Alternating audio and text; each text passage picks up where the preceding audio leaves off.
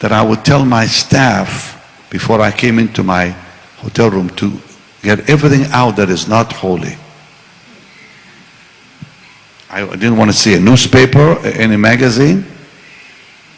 No one around me was allowed to even read the newspaper or listen to the radio.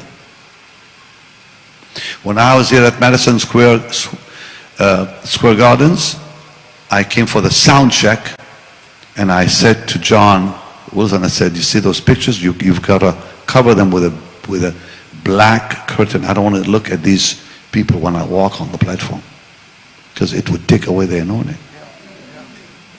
I mean, the Lord was very firm, and so was Elisha in the Old Covenant.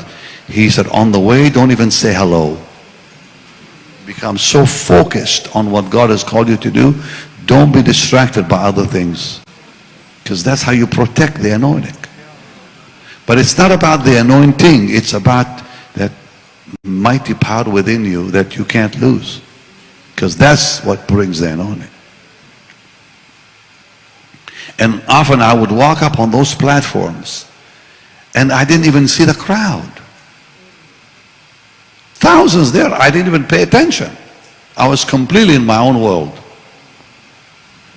And I wasn't leading in worship. I don't even believe anyone can lead in worship. You worship and they join you. Nobody can lead anyone into the presence of God. You just go there and they follow you. You just go yourself there and people follow you. But that's the way it is.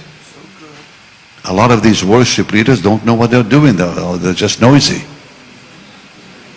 But when the presence of God is there on that person, on that individual, people see that and they want to go there. Catherine Kuhlman sometimes would come on the platform and not even say a word, not even sing a song. And people start crying because she'd been in the Lord's presence. There's a price. We all pay a price. Now, that is Pastor Benny Hinn sharing some of the things he did to keep the anointing and further giving more light on how we get into God's presence in worship. If you have further light to shed on this, you can drop it in the comment box. God bless and see you in another video.